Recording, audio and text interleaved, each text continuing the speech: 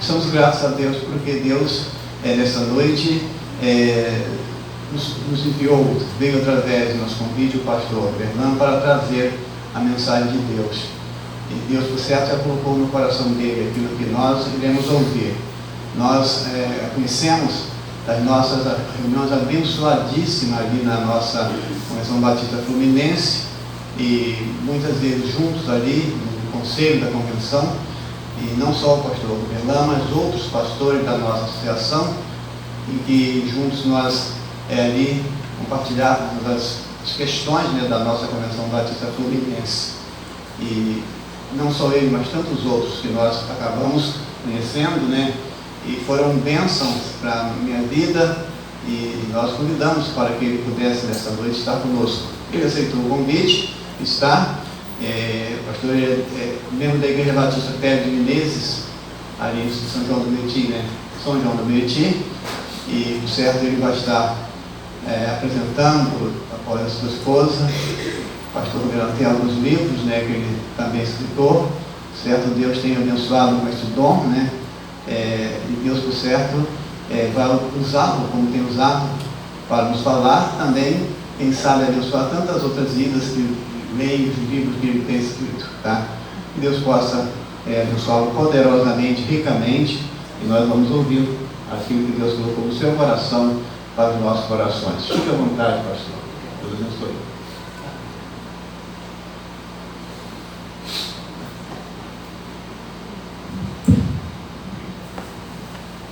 Não é coronavírus, tá, gente? Boa noite, gente boa. Eu estou me sentindo muito honrado pela oportunidade de estar aqui com os irmãos. E vamos para o livro de Gênesis, capítulo 46. Gênesis, capítulo 46.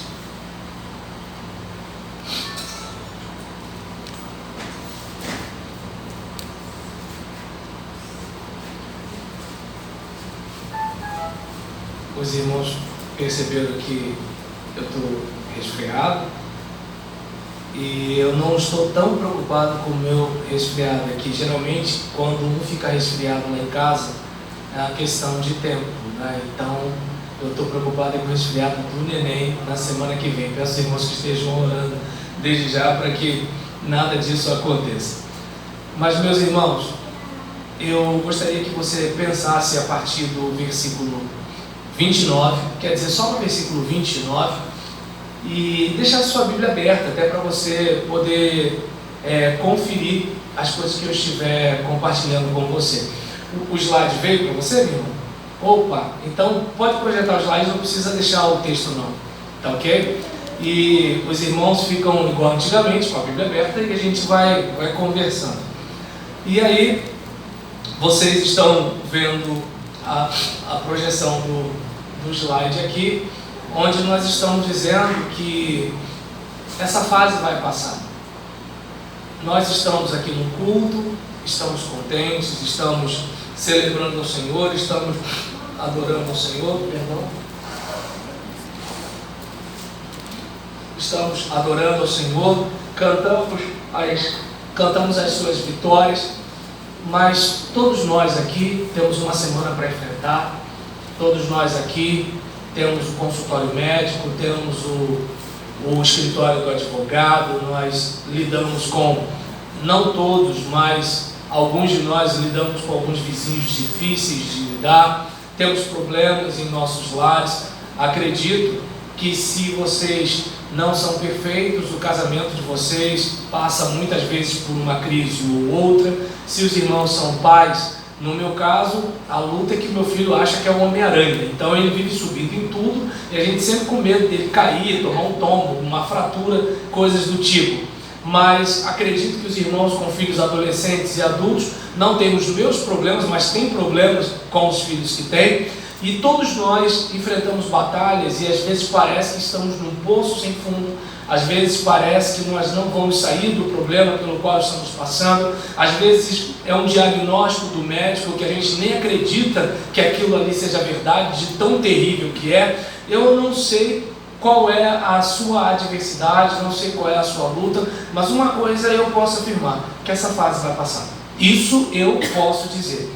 E eu me fundamento na história de José. Aproveitando que o pastor Cláudio fez uma divulgação do meu trabalho, baseado no meu livro Entre os Sonhos de Deus e as Realidades Humanas, em que eu narro sobre a trajetória de José, eu vejo aqui, nesse quase final da narrativa de José, um momento em que José ele vai correr até o seu pai, ele vai se aproximar do seu pai, depois de décadas de sofrimento.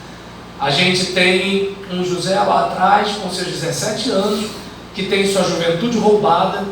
As pessoas que deveriam protegê-lo foram justamente as pessoas que lhe prejudicaram. Parece que a gente conhece histórias do tipo, não é? E aí nisso ele passa por tantas e tantas dificuldades, até que chega um momento em que a lágrima cessa, em que o sofrimento cessa, em que Deus diz para a tribulação de José: basta. E José dá aquela corrida para ir até o seu pai. Então, olhando para a projeção, que todos estejam lendo junto comigo, vamos lá, todos juntos. José, de carruagem pronta, partiu para Gósen para encontrar-se com o seu pai Israel. Assim que o viu, correu para abraçá-lo e, abraçado a ele, chorou longamente. E aí eu gostaria que você pudesse falar para o irmão que está aí do seu lado: meu irmão, essa fase vai passar. E aí é claro que eu tenho certeza absoluta que se o seu irmão está passando uma fase bem difícil, fica aquela sensação no coração de que parece que não vai passar.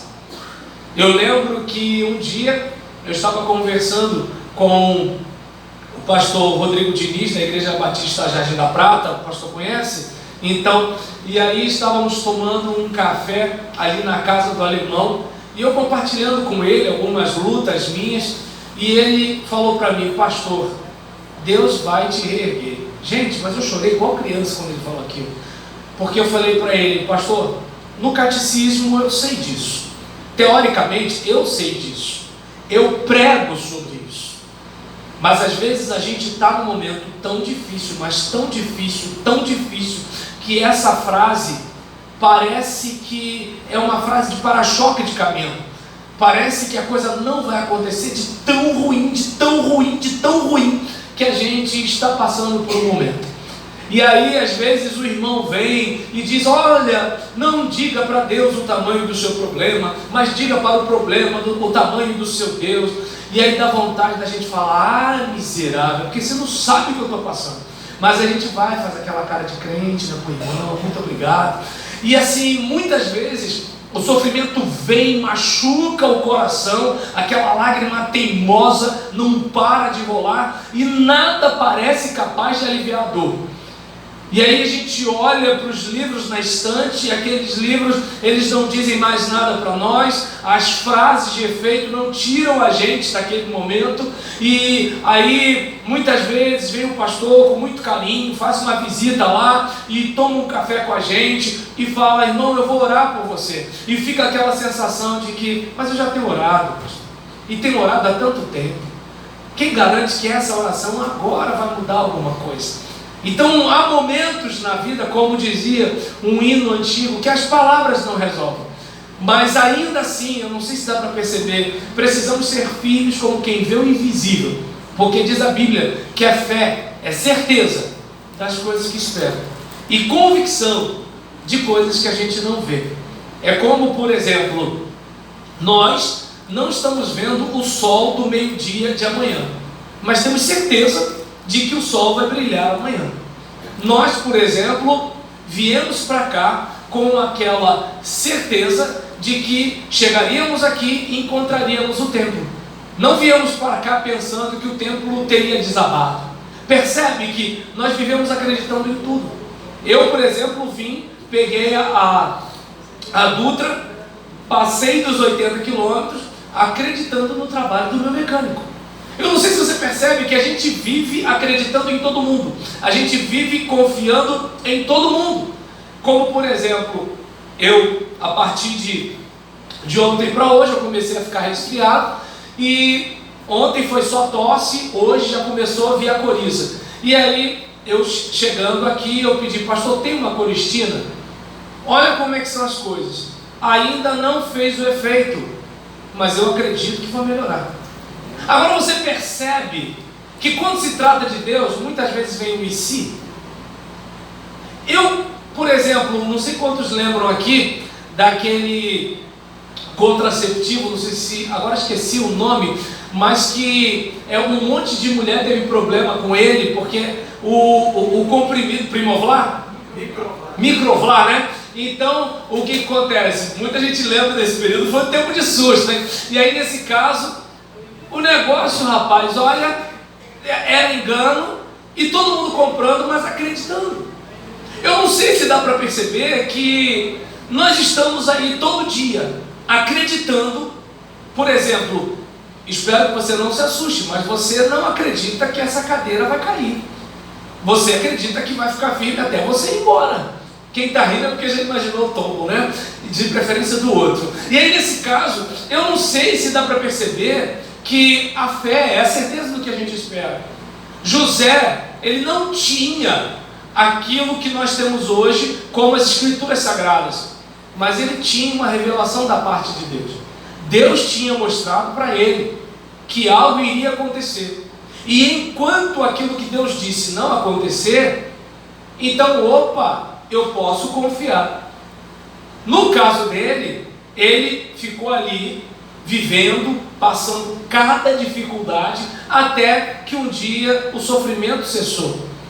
No nosso contexto, nós recebemos uma palavra domingo de manhã, recebemos uma palavra domingo à noite, recebemos uma palavra no meio da semana, assistimos mensagem pela internet, ouvimos áudio, ouvimos no rádio. Nós estamos tendo muito mais oportunidades que José teve.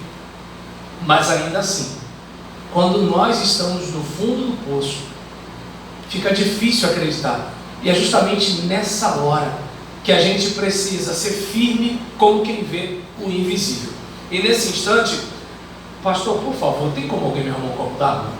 Opa, obrigado.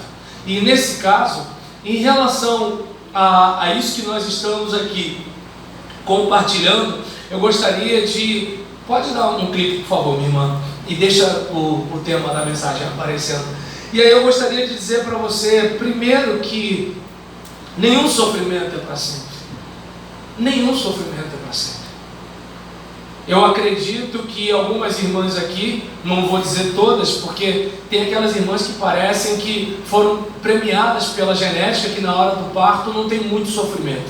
Mas nem todas ganharam nessa loteria, e algumas passam horas e horas. Minha mãe contou um episódio de médico até tentar, não sei se é sentar ou ficar em cima da barriga da mulher para ver se espreme e a criança sai. E aí é interessante que hoje nem tanto, mas imagina um tempo atrás, com muito menos recursos e muito mais sofrimento, e a mulherada tinha 6, 7 filhos. Onde eu quero chegar com isso? Aquela noite pode ser de um sofrimento que parece interminável, mas aquele sofrimento vai passar. E vai chegar o momento da alegria. Só que antes da alegria do berço tem o sofrimento do parto. Quando nós vimos uma formatura, todo mundo jogando, né, aquele chapéu, aquele cap para o alto, todo mundo lá, aquela coisa, toda aquela felicidade, tá legal, mas e a vontade de desistir? E a vontade de desanimar, de parar, perdão? Ou a falta do dinheiro, a negociação, pedindo ajuda, dinheiro emprestado? Eu não sei se dá para perceber que nessa caminhada, quantas coisas acontecem e que deixam a gente, muitas vezes, quase que estacionado. E aí é importante você alimentar o seu coração com a certeza de que nenhum sofrimento é para sempre. Assim como a nossa vida não é uma constante de alegria, não é uma constante de tranquilidade, não é uma constante de tudo bem, a vida também não vai ser uma constante de sofrimento. E então, aleluia, e então, diante de situações como essa, perdão pela indelicadeza, Isso. Onde a gente coloca aqui? Opa, obrigado. E aí, é importante a gente observar que num trecho desse versículo ainda, no versículo 29, assim que o viu, correu para abraçá-lo, e abraçado a ele, chorou longamente. E aí eu vejo que José, ele esteve separado do seu pai por longos anos. Não vamos esquecer, José tinha 17 anos, só entre o período que ele foi vendido como escravo, ao período que ele chega na presença de Faraó, são 13 anos. É muito tempo. E aí, observa bem, ele fica até os 30 anos naquele sofrimento, ele é apresentado a Faraó, Faraó o promove, e daquela promoção ainda tem o quê? Os 7 anos de abundância, depois vem mais 7 anos de escassez. Então, por baixo, pelo menos uns 20 e poucos anos, José passou naquele momento ali, longe do seu pai. E imagine aquele pensamento. Hoje é um pouco mais fácil a nossa comunicação. Quando, por exemplo, um parente nosso vai para outro estado, o camarada tem seus 70 e poucos anos, não tem intimidade nenhuma com a internet, mas ele vai aprender, porque ele quer conversar com seu filho, ele quer ver o netinho dando os primeiros passos, ele quer conversar via Skype com a netinha, ele quer ouvir a palavra vovô, então ele vai dar o jeito dele. Agora, no tempo de José não tinha como ter informação. Será que meu pai está vivo? Será que meu pai está morto? Será que eu vou ver meu pai? Trazendo para o nosso contexto, talvez o seu caso não seja a distância do pai ou da mãe, talvez não seja a distância do filho ou da filha, talvez não seja será que está vivo ou que está morto, mas agora há algo com certeza que faz a gente parar para pensar: será? Como quando o pastor chegou para mim e me deu uma palavra no momento difícil que eu estava passando. Será mesmo? Será que vai ter um dia que isso não vai acontecer mais? Será que vai ter um dia que realmente eu vou dar a volta por cima? Será que vai ter uma noite que não vai ser uma noite de choro por causa desse meu filho? Será que vai ter um dia que eu vou chegar à minha casa e vou ter paz e tranquilidade? Será que realmente aquele irmão que toma ceia, que é obreiro, que faz um monte de coisa na igreja, será que um dia ele vai reconhecer que ele está amargurado com o outro irmão e eles estão há anos na mesma igreja e não se falam e se odeiam, embora cantem hino? Será que um dia isso vai mudar? Existem situações que parece que nunca vai mudar e quase que a gente pode ver o tal do Satanás olhando para a nossa cara rindo do tipo, vai ser sempre assim. E aí eu gostaria que, diante disso, pelos olhos da fé, você visse que nenhum sofrimento é para sempre. E a sua tribulação tem hora marcada para acabar. Mas enquanto não acaba, mantenha a guarda alta. Não se entregue na hora da angústia. Provérbios 24:10 diz que se te mostrares fraco, na hora da angústia a tua força será pequena.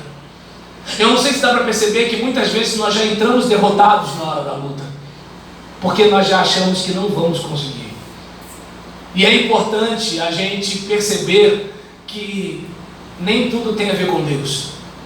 A Bíblia diz que os céus são do Senhor, mas a terra Ele deu aos filhos dos homens. Hoje em dia vivemos um tempo interessante. As pessoas estão aceitando Jesus para ter dinheiro, estão aceitando Jesus para ficar rica, estão aceitando Jesus para ter 2 carros, 2 casas e 2 geladeiras.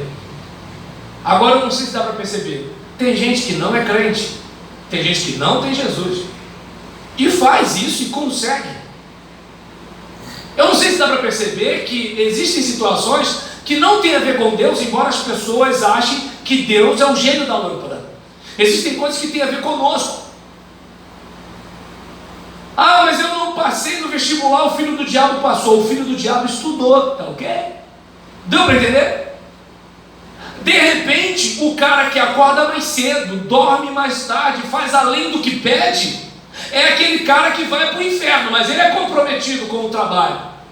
E às vezes o crente, o homem de oração consagrado, que conhece a Bíblia de capa a capa, toda hora o chefe tem que falar, faz aquilo. E aí ele fala, agora, de novo, está amarrado, oprimido. Pastor, ora por mim, porque aquele meu chefe é um endemoniado. Está dando para perceber? Então eu não sei se dá para perceber que existem coisas que não têm a ver com Deus. A Bíblia fala em Efésios capítulo 1, versículo 3, que Ele já nos abençoou com toda sorte de bênçãos espirituais nas regiões celestiais. E aí talvez você diga, são espirituais. Tudo na vida do crente é espiritual. Tudo na vida do crente é espiritual. Você no trânsito é espiritual. Você na reunião de obreiro, aquela em que a gente perde a paciência, ali também é uma questão espiritual. Ou você acha que não tem demônio ali? Ou você acha que não tem anjo batalhando ali? Ou você acha que não tem Deus contando com você para ser astro de Deus no mundo?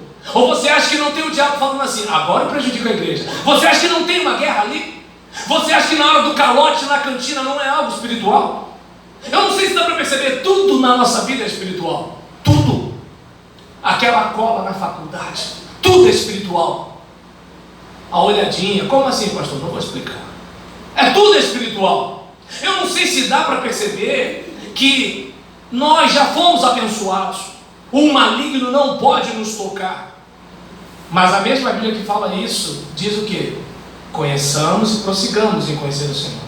A mesma Bíblia que diz isso fala o quê? Não deis lugar ao diabo. Ou seja, o maligno não pode me tocar, mas eu posso dar lugar ao diabo. Alguns alugam os olhos, outros alugam os ouvidos, outros alugam a boca. Eu não sei se dá para perceber que eu e você precisamos perceber que José estava naquela tribulação, mas José não deixou de ser excelente no meio de toda aquela adversidade. Que tal você oferecer o seu melhor no pior? Quando alguém lhe persegue, está lhe dando a chance de você ser parecido com Jesus.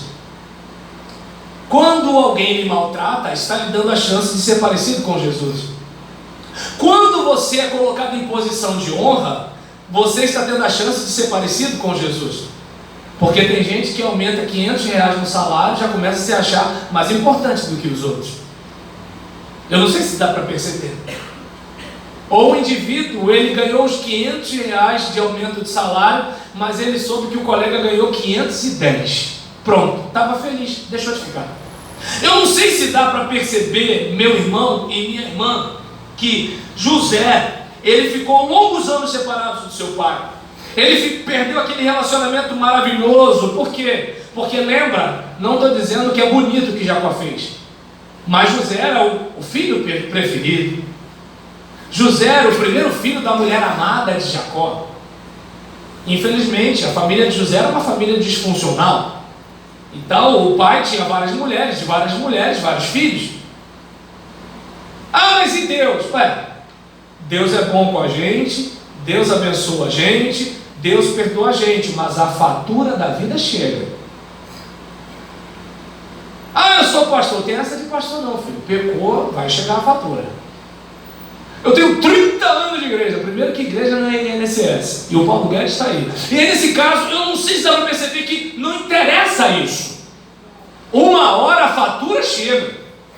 Nós tomamos decisões e as consequências das nossas decisões vêm até nós. Assim como a humildade precede a honra, a soberba precede a ruína. Então eu não sei se dá para perceber que José, ele é aquele cara que, primeiro, com seu pai, ele é um homem de confiança. Quando é vendido como escravo, ele é um escravo de confiança. Diz a Bíblia que Deus prosperou José na casa do seu senhor egípcio. Como assim um escravo é próspero? Significa que eu e você podemos florescer onde formos plantados. Se de repente perdermos tudo, se precisarmos morar num barraquinho de madeira, se precisarmos defecar numa coisinha feita de tijolo, num buraco, se precisarmos morar atrás da linha do trem, se precisarmos passar por isso tudo, ainda assim poderemos ser excelentes naquilo que estivermos fazendo. O nosso chão pode ser de vermelhão, um vermelhão lustrado. Eu não sei se dá para perceber que sempre vai haver lugar para excelência e sempre vai haver lugar para mediocridade. Sempre. E José é aquele camarada que ele está ali, mas Deus tinha mostrado para ele: o sol e a lua estariam prostrados, as estrelas estariam prostradas. Deus tinha mostrado algo para ele, como Deus tem mostrado algo para você. E a sua história não acaba enquanto Deus não concluir o propósito dele na sua vida. Amém? E aí, diante dessa situação, eu não sei se dá para perceber, José foi privado de tantos prazeres em família, mas ainda assim foi o melhor escravo que pôde ser. Foi injustiçado, porque vivemos num mundo em que é errado fazer o certo, não é mesmo? Já reparou?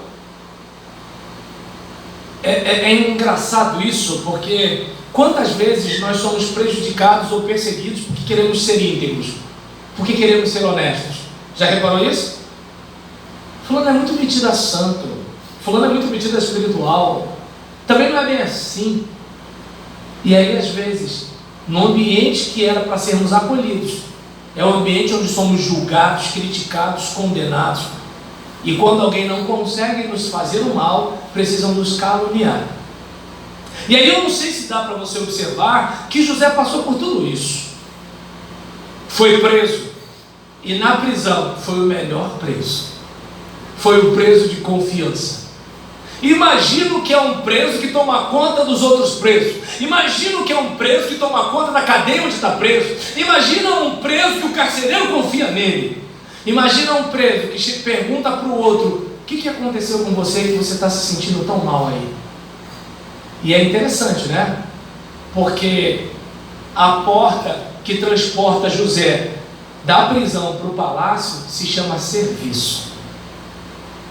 Às vezes a gente só não está no nível melhor porque a gente não está atendendo necessidades. Às vezes a gente está buscando alguma coisa, mas não pensando em atender uma necessidade. Quer ver uma coisa interessante? Quem ganhou dinheiro com esse produto foi alguém que pensou em atender uma necessidade. Quem ganhou dinheiro com esse produto foi alguém que fez o quê? Algo para atender uma necessidade. Eu não sei se dá para você perceber que é atendendo necessidade que a gente consegue alguma coisa. Agora, qual é o problema da maioria de nós? Não de todos, mas da maioria de nós. Nós sempre queremos que alguém faça alguma coisa por nós. Ninguém foi lá na minha casa me visitar. E você pergunta: quando que você foi na casa de alguém para visitar? Porque talvez se você visitasse alguém, você saberia que a irmã que não veio está com câncer. Você saberia que o outro irmão que não veio está com crise conjugal, está quase se separando. Você saberia que aquele outro jovem aí que não foi na sua casa trabalha em 2 empregos porque está para se casar daqui a pouco. Você saberia um monte de coisa.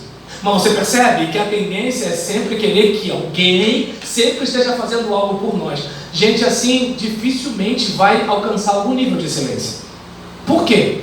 Porque ninguém cresce na comodidade. Me mostra alguém que cresce na comodidade. Não há ninguém que cresça na comodidade. Por isso que muitos pais ricos ou empresários botam os filhos para ralar. Para quê? Para o cara aprender o valor do dinheiro. Para o cara aprender o valor do sacrifício. Porque senão vai ser um amamãezado movido a leitinho com biscoito, e quando se casar vai achar que a mulher é a mãe dele. Eu não sei se dá para perceber. Ninguém cresce na comodidade. É preciso ter algumas dificuldades na nossa vida. Nenhum sofrimento é para sempre, falamos aqui. E uma outra coisa que eu gostaria de dizer para você antes de nós terminarmos, que a sua dor pode ser útil à sua geração. José chorou amargamente. O sofrimento da ausência do pai, a pessoa que o amava, não se comparava à manutenção da vida em toda uma nação, que foi o caso do Egito. Imagina bem, ele perdeu a comunhão com seu pai. Só que essa perda resultou em quê? na salvação de uma nação inteira. Não apenas de uma nação inteira, mas outros povos, incluindo sua própria família, incluindo o seu próprio povo, incluindo toda a descendência de Israel. Descendência de Israel, sobre quem estava a responsabilidade de testemunhar sobre o Deus Todo-Poderoso, que enviaria o Messias à nação de Israel, trazendo salvação ao povo judeu e posteriormente aos gentios, incluindo a mim e a você. Percebe bem? José cortou aquele dobrado, José passou por toda aquela adversidade, mas aquilo tudo pelo que José passou serviu para a preservação de uma nação, serviu para a preservação de outros povos, serviu para a preservação da sua própria família, serviu também para quê? Para que viesse o descendente da raiz de Davi, e ainda por cima serviu para que eu e você recebessem esse Jesus que transforma a nossa vida e pode fazer com que tenhamos alegria no sofrimento, e pode fazer com que o nosso testemunho às nações digam o seguinte: olha, o Senhor reina. Eu não sei se dá para perceber. Olha onde José está, olha onde nós estamos, olha o alcance. E aí eu gostaria que você pensasse, talvez essa dificuldade pela qual você esteja passando, alguém esteja vendo você. Sabe aquela luta no seu casamento? De repente um colega de trabalho pode estar olhando e, peraí, eu não passo metade do que o fulano passa, e o fulano consegue estar casado há tantos anos. Peraí, então eu consigo também? Ou então, de repente, quando aquela jovem pensa assim, vou largar essa anta do meu marido, e aí ela lembra da mãe, da luta da mãe em oração, do testemunho da mãe, do comportamento da mãe, e ela pensa assim, não, peraí, eu vou buscar um conselho com a minha mãe. Ou de repente, aquela pessoa que está passando uma dificuldade, e aí pensa assim, mas peraí, o meu colega de trabalho ganha metade do que eu ganho, e ele tem o dobro do que eu tenho, e ele consegue administrar bem o dinheiro dele, e ele ainda é dizimista, ainda dá dinheiro para o pastor. Como é que pode um negócio desse? E aí vai lá e pede dica para o irmão. Eu não sei se dá para você perceber, meu querido irmão, enquanto você está passando por tribulação, alguém está te vendo. E olha, aqueles que não falam também pensam. Tem gente te olhando, tem gente vendo o seu casamento. Aquele professor ateu está vendo você lá na faculdade, está vendo o seu comportamento. Eu não sei se dá para você perceber que assim, as pessoas estão olhando para você. E aí, é claro que eu vou perguntar para você, José pensava nessa luta toda? Claro que não, claro que não. O que possivelmente José sabia era que em Abraão, seu ancestral, todas as famílias da terra seriam abençoadas. Ele sabia que ele fazia parte do projeto de Deus. Ele sabia que fazia parte da história da restauração da humanidade, arquitetada pela maior mente em todo o universo e fora dele, em todo o tempo e fora dele também. E isso ele sabia que ele fazia parte de um plano. Mas agora ele não sabia necessariamente o que continha nesse plano. Talvez você não saiba tudo, mas que você saiba pelo menos o suficiente. Deus tem algo para realizar no mundo e trouxe você à existência para de alguma forma concluir o que ele tem planejado. A pergunta que se faz é: enquanto a gente não morre e depois que a gente nasce, a gente está voltado para essa vontade de Deus? Ou estamos aqui apenas para o nosso próprio interesse? Eu vou para o culto porque não tem outro lugar para ir, ou é isso, ou eu vou assistir o Silvio Santos? Está dando para entender? Ou então, eu vou porque minha mãe vai ficar no meu ouvido dizendo isso e aquilo, eu vou para lá. Eu vou porque senão a mulher vai perguntar se eu desviei. Então, tem gente que vai porque vai. Tem aquele que ele tem uma religião porque tem uma religião. Mas tem aquele que entende o seguinte: Deus está realizando algo no mundo e eu quero participar desse projeto. Aquele meu vizinho viciado, eu creio que Deus pode me usar para transformar a vida dele. Aquela menina que está cheia de filho dos cadinhos, cadinho de um, cadinho de outro, cadinho de outro. Eu quero de alguma forma ser um instrumento de Deus na vida dessa menina, para ela se tornar uma mulher honrada, e para ela não ficar à mercê desse bando de vagabundo que aparece por aí. Eu quero de alguma forma fazer parte do plano de Deus na vida das pessoas. Isso você pode fazer. E como a gente pode fazer isso? Sendo o melhor que a gente pode. Eu lembro de uma frase que meu pastor escreveu para a filha dele. Essa frase não é dele, mas eu achei legal. Ele botou no perfil dela: antes de salvar o mundo, arrume sua cama. Então, se você fizer pelo menos o básico, seja o melhor, faça o melhor. Claro que o seu melhor não é o melhor do vizinho, e o seu melhor é dentro das suas condições. Por exemplo, eu tento ser o melhor pai, mas eu estou indo para 46 anos, meu filho tem 2, minha esposa tem 42. Imagina como é que é a vida da gente. Não dá para a gente ter aquela disposição física de um casal de 20 e poucos anos. E o meu filho não quer saber disso. Ele age como se ele fosse filho de um casalzinho de 17.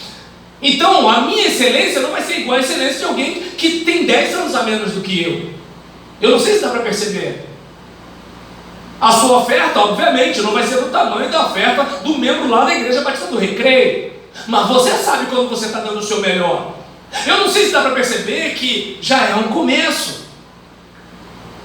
É isso que muitas vezes as pessoas não conseguem entender.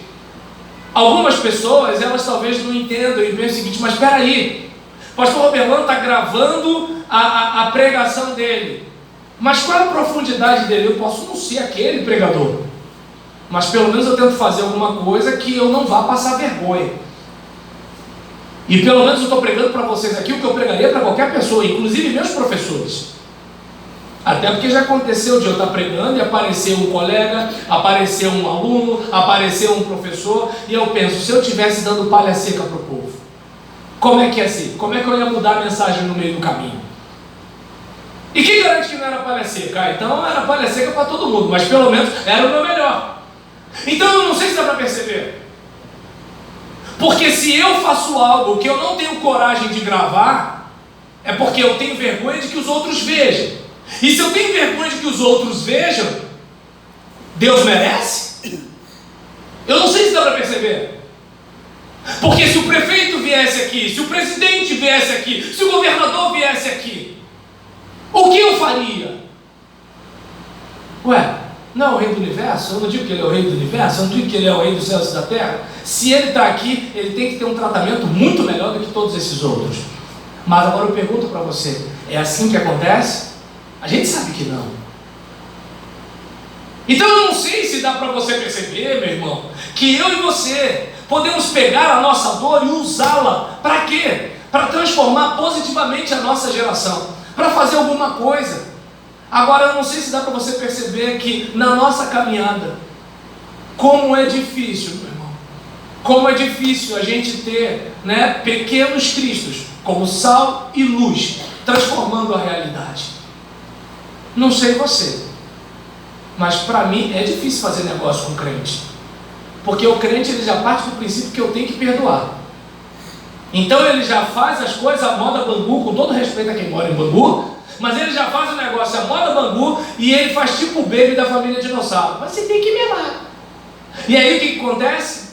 Eu tomo volta, tomo balão e tem que aceitar e fica por isso mesmo. Aí tu já entra em contato logo com o ímpio e você faz o acordo e está resolvida a parada. Agora eu pergunto: era para ser assim? Não era para ser assim. Eu lembro que quando eu fui trabalhar numa empresa que o patrão era crente e boa parte dos funcionários eram crentes, ele falou: olha, que bom que vocês vieram e tudo, mas queria deixar claro, aqui não é igreja. Aquilo me deu uma dor no peito, porque a mensagem que ele passou diretamente foi o quê? Entende onde eu quero chegar? Agora, quando você é excelente no lugar onde ninguém está vendo, meu irmão, a excelência vai virar um hábito, e o hábito é um negócio que fica automático. E a gente fecha, irmão, deixando claro, de que a sua história faz parte de um plano. José, de carruagem pronta, partiu para Gósen para encontrar com seu pai. Ali já estava o José vitorioso, o José que deu a volta por cima, o José do cumprimento da palavra, o José do cumprimento da promessa. Ali já estava o José. Eu não sei, meu irmão, eu vi que você toca bem. Você lembra da música do Álvaro Tito? Ai meu Deus do céu, aquela Não Há Barreiras, Dó maior, me ajuda aqui por favor. E aí nisso, a respeito desse assunto, tá, pode dizer que eu fui mal agora, né, fiz uma média com o irmão para ele tocar para mim, né, tá certo, pode me julgar. E aí nesse caso, eu não sei se dá para perceber aqui, né, que eu e você fazemos parte de um plano. Eu, por exemplo, quando eu nasci lá na casa do seu Orlando e da Dona Lúcia. Eu não fazia ideia do que estava acontecendo comigo. Eu não fazia ideia, mas Deus tinha algo para realizar na minha vida. Eu não sei se dá para perceber. Outro dia eu recebo um WhatsApp de um irmão Calvino Cavita, de Angola, agradecendo a Deus pela literatura que eu preparei na Palavra e Vida no final de 2018. E aí eu olhei para aquilo e falei assim, peraí, meu Deus, o meu texto foi parar em Angola. Observa bem, quando claro, eu nasci no Hospital Naval Nossa Senhora da Glória, agora é Policlínica. Quando eu nasci lá em em Vigário Geral, na rua Fernandes da Cunha, em 1974, eu nunca ia imaginar que algo de mim estaria em Angola para fazer alguma coisa na vida de alguém. Eu não sei se dá para você perceber, meu irmão. Você não está só ali trocando o pneu do carro que furou. Você está naquele lugar trocando pneu e tem alguém ali que talvez seja ministrado por você. Você não está apenas trabalhando naquela empresa porque você estava desempregado e a única coisa que apareceu foi aquilo. Você faz parte de um plano eterno. Eu não sei se dá para perceber. Você passou por um momento difícil de saúde e você foi internado em determinado lugar, foi atendido por um determinado médico e pensou, por que Deus deixou isso acontecer comigo? E de repente Deus está usando você para ministrar na vida daquele médico. Eu não sei se você percebe. Quer ver uma coisa interessante? Quando a gente não faz Atos 8.1, quando a gente não faz Atos 1.8, a gente faz Atos 8.1. Se você conhece as duas passagens, Atos 1.8 é Deus dizendo pra gente que a gente receberia poder para ser testemunha. E Atos 8.1 é o seguinte, já que vocês não se espalharam, vai dar um sanhaço aí e vocês vão ter que ir cada um para um lado. E aí, no passado os crentes viviam indo, né? Hospital, favela, esse negócio todinho, os crentes não vão mais. Mas o crente vai quando é o filho que está internado, o crente vai quando é o filho que está na Cracolândia, o crente vai quando é o parente que está no sei onde. Então às vezes coisas ruins servem como oportunidade para a gente. E aí a gente vai estar lá. E Deus vai usar a gente. E Deus vai fazer a diferença na vida da gente. Então, meu irmão, antes da fundação do mundo, você já estava na mente de Deus. Nós não somos qualquer coisa, meu irmão. Cabe a você decidir quem você quer ser. Você quer ser sujeito da história ou quer ser objeto da história? Ah, pastor, eu sou preto, eu sou pobre, eu sou gordo, eu sou velho, eu sou magro, eu sou isso, eu sou aquilo. Não interessa. 5 pães e 2 peixes na mão do mestre alimenta uma multidão. Pega uma bola e bota no meu pé. Pega uma bola e bota no pé do Neymar. Deu para perceber a diferença? A questão não é quem você é na mão de quem você está. Tudo bem. Eu sou preto, sou pobre, moro na Baixada Fluminense. O máximo que eu posso estudar é assistir um vídeo no YouTube. Eu estou todo lascado, mas eu estou na mão de Deus. E a vereda do justo é como a luz da aurora, que vai brilhando, brilhando até esse dia perfeito. E com diabo ou sem diabo, o meu caminho é ser mais do que vencedor. Então eu não sei se dá para você perceber que eu e você fazemos parte de um plano eterno. E você pode escolher ser objeto da história, levado pelas coisas. Ah, eu estou condenado a ser assim, porque o meu marido, aquele fedorento que não toma banho, ele não vai mudar. Tá legal, mas eu posso ser a melhor esposa do mundo. Eu não, porque eu sou hétero, tá ok? Mas assim, eu posso ser a melhor esposa do mundo, mesmo que meu marido não preste. Não é porque a minha mulher não presta que eu não vou prestar. Não é porque o meu pai não presta que eu não vou prestar. Não. Ah, minha igreja não sabe evangelizar? Eu vou sozinho? E eu indo é minha igreja indo? Ué, eu não sou membro da igreja? Então não sei se dá para perceber. Você não está condenado a ser aquilo que a história está lhe impondo. Não. Você pode tomar uma decisão. Deus é contigo. E aí eu gostaria, sabe, que você pensasse que tudo que é importante, meu irmão, merece nosso esforço. De repente você não saiba. De repente, talvez você não saiba porque tem passado pelos sofrimentos atuais, mas uma coisa eu sei: Deus está forjando um guerreiro. Eu e você não somos pés de alface, não. Eu e você somos carvalhos de justiça, plantação do Senhor, para a sua glória. Então eu gostaria que você pudesse entender que o plano de Deus é que você seja resistente a todo tipo de dificuldade e capaz de prover proteção e amparo a quem precisar. Agora, você já viu alguém musculoso que não teve que fazer esforço físico? Eu não sei se dá para perceber. Já viu alguém com calo nas mãos que não precisou ter bolha primeiro? Está dando para entender? Quer ter dinheiro? Vai ter que economizar, vai ter que gastar menos do que ganha. Vai ter que trabalhar um pouco mais, vai ter que estudar um pouco mais, vai ter que fazer um pouco mais de esforço. Quer um casamento melhor? Vai ter que ser uma pessoa mais gentil, vai ter que ser uma pessoa mais educada. Até porque o tempo passa e a gente começa a ficar mal educado, né? Já viu o cara quando quer conquistar? E já viu depois de 20 anos? Então eu não sei se dá para perceber. Então eu não sei se dá para você observar que assim, você vai precisar fazer alguma coisa. Mas agora uma coisa eu sei: a recompensa é certa. E Deus, infelizmente essa é a nossa realidade, Deus sabe que ninguém cresce no conforto. Então Deus, como a mamãe águia, deixa um pouco de espinho no nosso ninho, para a gente não se acomodar e a gente começar a tentar uns voos. A gente vai tentar, se a gente não conseguir, mamãe águia vem embaixo. E se a gente conseguir, pronto, esse é o meu garoto. E eu gostaria que você pensasse nisso, até chegar aquele dia em que ele vai falar: servo bom e fiel, entra no gozo do teu Senhor. Eu peço aos irmãos que se coloquem de pé, e minha irmã, aquele clique, por favor. E eu gostaria que você pudesse ler juntamente comigo essas frases que estão em vermelho. Essa fase vai passar, porque nenhum sofrimento é para sempre. Sua dor pode ser útil à sua geração, e sua história faz parte de um plano. Amém?